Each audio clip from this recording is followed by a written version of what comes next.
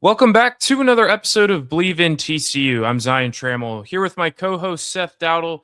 We've got one final TCU women's basketball game recap for you all as the Horned Frogs fell to South Carolina 78-52 in the Elite Eight. The Gamecocks advancing to the Final Four for the sixth consecutive season. The Frogs losing in the Elite Eight for the second straight year. Unfortunate and result for this TCU team, and it's really sad that this season is over. And once again, it's a elimination in the Elite Eight. Obviously, there are worse outcomes that you could have in a program, but this wasn't a surprising result by any means. South Carolina is a really talented team, and that's nothing against TCU and Mark Campbell, but South Carolina is just like that, and that's kind of what we were expecting coming into this game. Yeah, and honestly, it was closer than I think I thought it was going to be for a long time. The final score we're here is not super duper indicative of the competitive nature of this game. It was definitely uh, more competitive than the TCU South Carolina game last season at Dickies Arena. No doubt about that. I mean, TCU had this one within 5 points in the third quarter. So, um, just want to mention that because I know you look at it and TCU losing by over 20 points is a little jarring to look at, right? But the fourth quarter was just so lopsided. I mean, South Carolina was not missing in the fourth quarter, and TCU was going up into chuck up the three mode because that's what you just got to do in that situation if you want them out of comeback. Uh, but yeah, super impressed with the effort. Obviously, not thrilled with the outcome, but again, as you mentioned, not super surprised that this is where we're looking here. TCU losing out in the Elite Eight to a really good South Carolina team. No doubt one of the best four teams in the country. It was a really good start too for TCU. We had hoped that that was kind of what they needed if they were going to pull off this win. And Marta Suarez knocked down a three. Olivia Miles made a three. It was 12-4 TCU with about halfway through the first quarter, and you thought, okay, like they either got a chance or we say end the game, it's over. Stop it. Let's end this game. But again, TCU like really hung around in this game, and again, like you mentioned, that third quarter they looked like they were finding a rhythm, and it's kind of what they've been doing all season long. They were down by 8 points at the half and then slowly kind of worked their way back into this game. And Taylor Bigby knocked down a big three to bring it within five. And so I really liked what I saw from TCU in that third quarter. But again, it was just kind of similar to what happened with the men's team with Duke. It was just more so of like the talent level of South Carolina just kind of overpowering TCU, and there wasn't much that they could do. Wanted to talk though about some positives. Uh, really liked what I saw from Kennedy Basham off the bench. 4 points and 3 rebounds. TCU did kind of utilize her a lot more. She played 21 minutes. There's definitely a bit of different rotation that Mark Campbell was utilizing against South Carolina. It kind of had them on their heels a little bit, but I wanted to give her a shout out. She played a really good game uh, last night. Yeah, I was kind of shocked at how much leeway she was getting, how little Clara Selva got. I mean, the only player to play all 40 minutes in this game was Donovan Hunter. Uh, I mean, Olivia Miles had gotten into foul trouble and obviously had a cramp in the third quarter that sidelined him for a little bit. And then Marta Suarez also went down with something. But both of TC's best player went down in heaps of pain that made you think that their careers were over in this game. So that was very concerning. Obviously, both were okay and fine and were able to finish the game. But you have to imagine that would kind of affected their ability down the stretch. Not that it super duper mattered. I don't know. I don't know if there was an avenue where TCU won this game with how it was going, even after the third quarter, where you were like, okay, they're still in the game. Like they're down by 9, but like if you have like the quarter of your life, you can still win here. Obviously, you didn't. Um, again, moral of the story about this basketball game is that TCU was competitive, especially for those first 5 minutes where they were hitting everything. They were playing really, really good defense. Um, and so that was super awesome to see. And then, South Carolina chipped away as they did. But you're after that first quarter, you're like, okay, you're only down by two. If you told a TCU fan, or if you told Mark Campbell, you're going to be down by two at the end of the first quarter, I think you take that any day of the week. Even at the half, right? You're down by 8 points or whatever it was. Yeah, whatever. This is a situation where you're still in the game, whereas last year you absolutely weren't, and then you maintain that deficit, like you just kind of maintain the status quo into the third. I think you take that as well, and then we just will never talk about that fourth quarter of basketball ever again. I know it really was an unfortunate quarter, and we kind of saw Agat McKeer start to find her stride. She had 18 points off the bench. I think that was a career high for her. She was really, really good for South Carolina. Then Edwards with 24 points and 12 rebounds.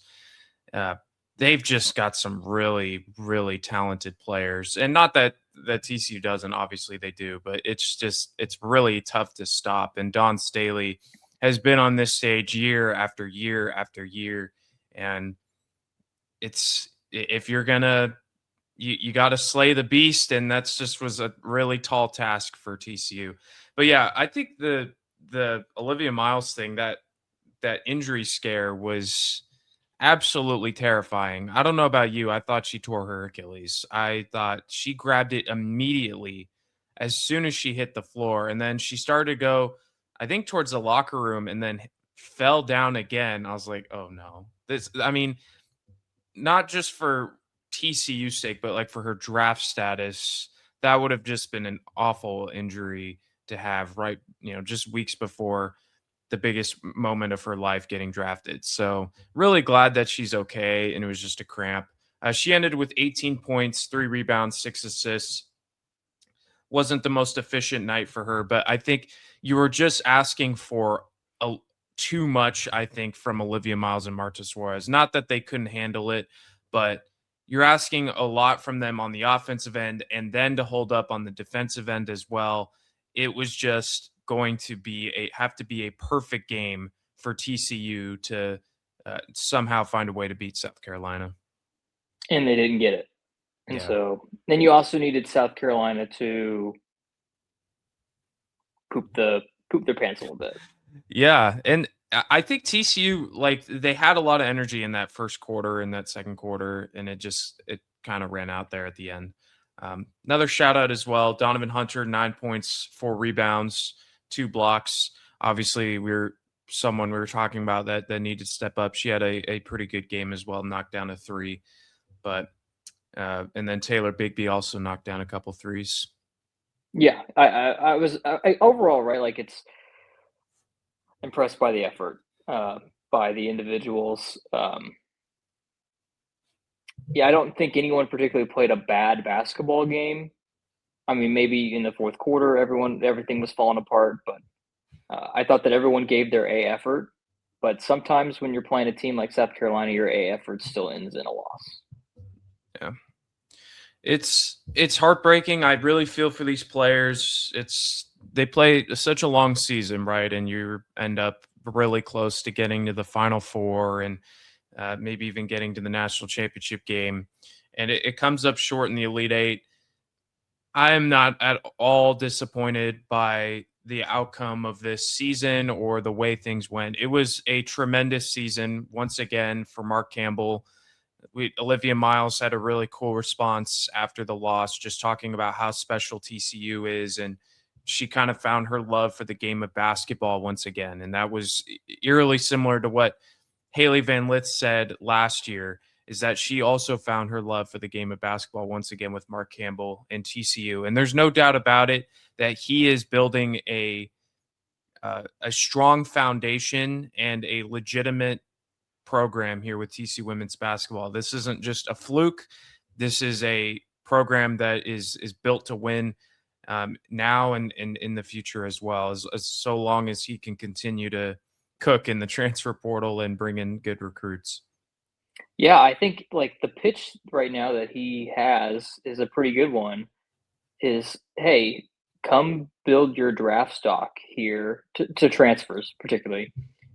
Come build up your draft stock, or just and develop, and you'll. I mean, look at what happened to Haley Van Lith and what happened to Olivia Miles.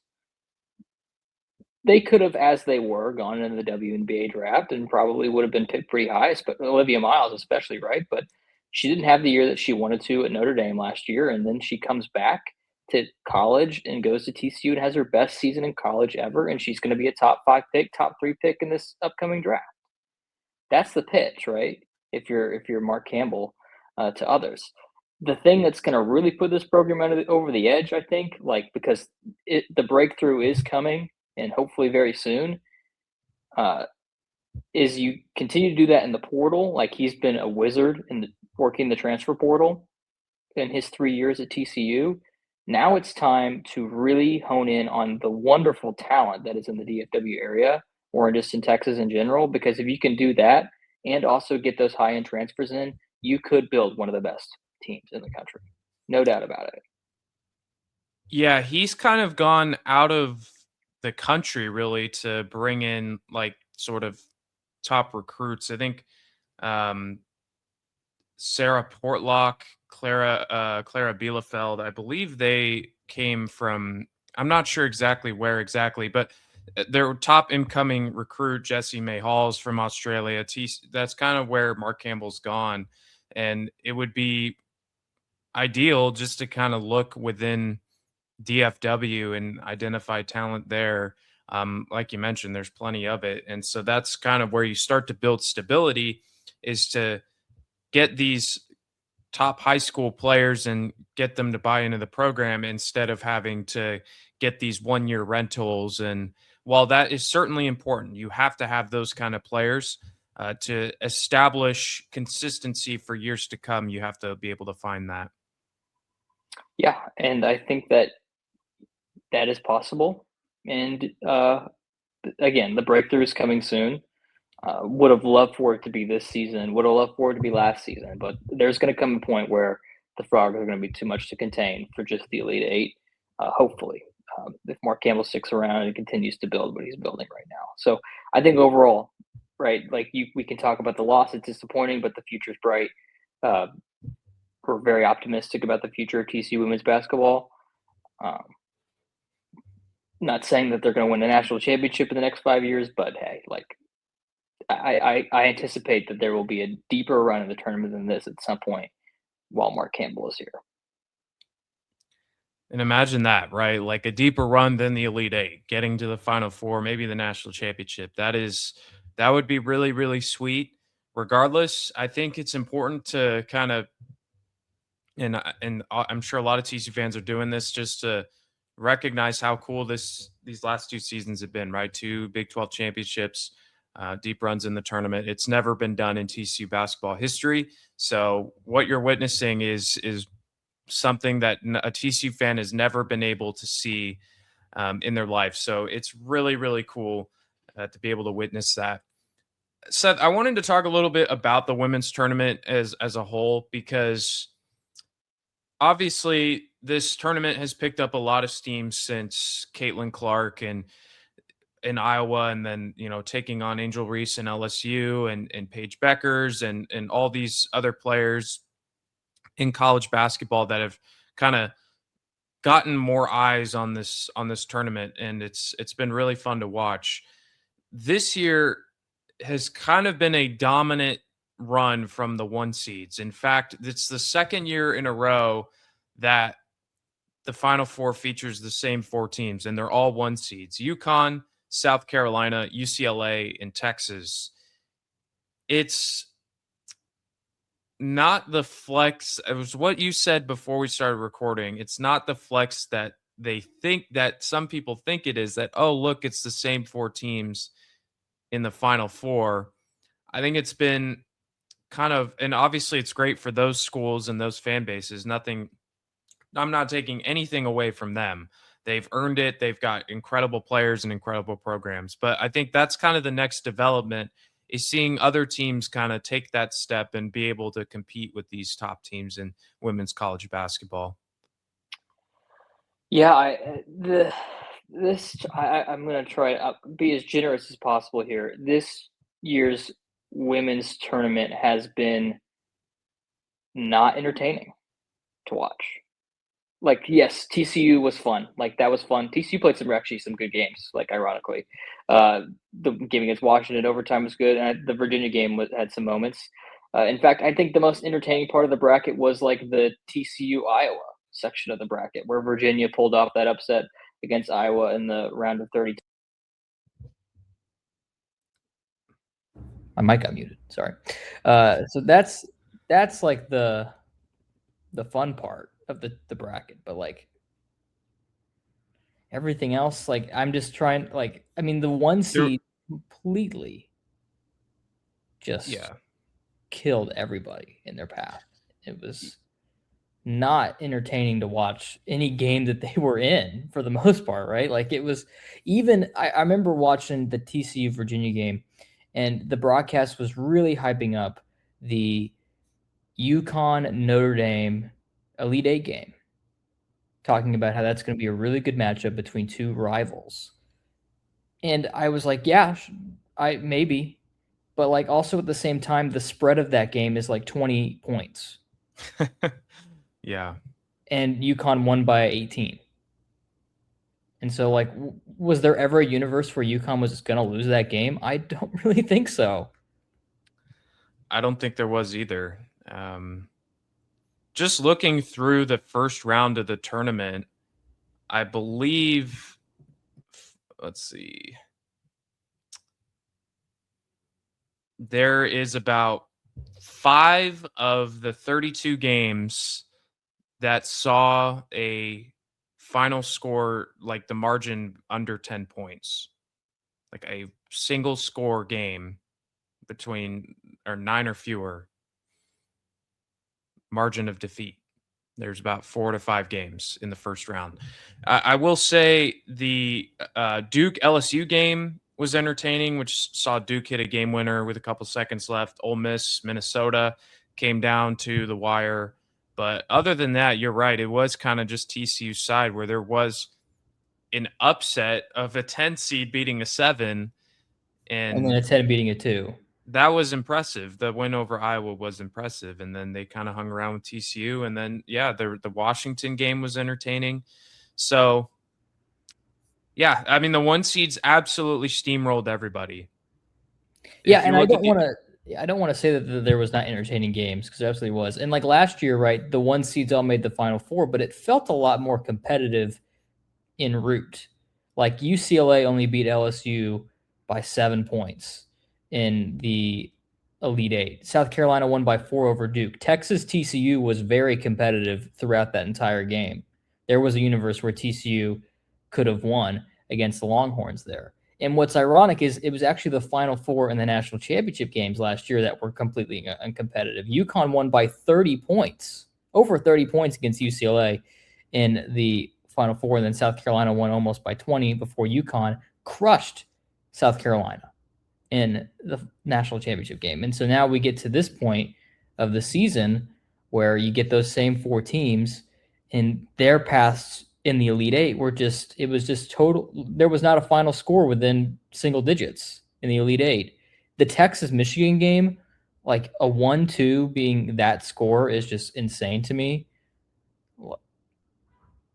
And obviously this is not necessarily the faults of the programs or the players. Like there's really no like the fix there's no here is answer really at the moment. there's no, the answer really is you got to spread the talent out to the rest of the country a little bit, and it looked like for a while that was the case. I mean, women's college basketball was, as you mentioned earlier, like was on the up and up just a couple of years ago, and it feels like this year was just. I mean, maybe this is an anomaly this season, and that could definitely be the case, but this was not an entertaining tournament. It just felt like a foregone conclusion the entire way around. I mean, TCU was a 17.5 point dog, a 1-3 Elite Eight matchup, 17.5 point spread is like that's just not ideal. Not ideal. And I'm not sitting here saying this because I'm not saying this because TCU lost by this much. This was I'm looking at my bracket right now. I predicted all 4 1 seeds to make the Final Four. Um, and that's exactly what happened. So like this isn't some like, oh, well, just because TCU. No, I saw this happening the whole way. I had the Elite Eight was I predicted the entire Elite Eight: UConn to beat and Notre Dame, South Carolina and TCU. I had UCLA and LSU, but it ended up being Duke, and then Texas, Michigan. I mean, that Good kind of bracket, by says the way. like Good bracket. that kind of says a lot. I mean, yeah, maybe it's been a good bracket. I'm in the top 150K, 96 percentile. We'll take it. Attaboy. But it also is not like it's also probably not a good thing that ended up being the case. And so again, we will get some great Final Four matchups, I'm sure. UConn and South Carolina is probably going to be a great game, hopefully. And you hope that Texas UCLA can be a fun game as well. And then you see what happens in the national championship, because obviously those are the most important games, right? The Final Four, national championship, that's what people are really going to watch. But it also would be fun to have the games leading up to it be a little more entertaining. But it is what it is. Again, nothing against these programs. They absolutely deserve it. They've got great coaches, great players, and that's nothing against them. Just a little more parity would be, I think, very beneficial moving forward. And I think the same goes for the men's tournament as well. I think that's, something to be said there. But what do I know? Yeah, I mean, it was we'll see how the Final Four is. If the Final Four is also uncompetitive, it might just be a bad year. It could be, yeah. And it could just be a season where UConn is, and they've done this so many years, right? This isn't anything new for UConn basketball to be dominant, but it could just be a year where the women's team just kind of rolls through everybody. Yeah, UConn currently a 6.5 point favorite from what I'm looking at right now over South Carolina, which is saying a lot because that South Carolina team that we just watched Yeah, is very good. it's really good. I'm curious if TCU had won that game, what would have been the spread against UConn? It would have been in the Like, 20s yeah, for had to have been, sure. right? Yeah, it would have been in the 20s. Who do you got in the national championship? You got to go with UConn. I don't think there's any. I can't. I mean, like, sure, could I see maybe Texas winning this thing? Possibly. Maddie Booker's really, really good, but I'm gonna pick UConn. Yeah, I picked UConn to play Texas in the Natty. I'm sticking with it, and I got the Huskies to win this whole thing. But we'll see. It should be fun, and then of course the Final Four for the men's tournament will be entertaining as well, with UConn and So spoiled, by Illinois. the way. They're UConn spoiled. basketball. Yeah, they are Every spoiled. year they sacrifice their football team wasn't even half that bad this year. But every year their baseball team sucks. I think I know that for sure. They sacrifice all their other sports up for both their teams to make the Final Four, and probably at this rate both win the Natty. It wouldn't surprise me, and I would take that in a heartbeat, personally. I mean, that's pretty sweet to consistently have good programs in with men's and women's programs. Totally, like, and I don't watch enough of UConn women's basketball to know this for sure, but like Dan Hurley's a psycho. Everyone knows this. But like Gino is like kind of feels like a calm, cool, collected kind of guy. He, I haven't. I would say probably compared to Dan Hurley, yeah, but I think he's still like kind of Well, I like guess maybe I am just comparing. I was putting him side by side next to Dan Hurley, where anyone would look like a normal person. yeah. So I guess in that respect, yeah, I would say so. But he obviously just has such a long running history of success, and I mean, with Sarah Strong and Az Fudd, just a really talented team with UConn.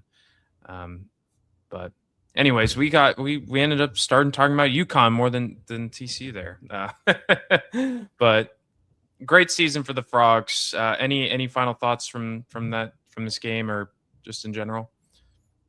No. Um, we'll see. We'll see where they end up next year. Who they get in the portal this time? A couple of days after the season ended last year is when we got the announcement that Olivia Miles was going to be transferred to TCU. Is Sarah Strong going to be a Horn Frog next year? Let Mark Campbell cook.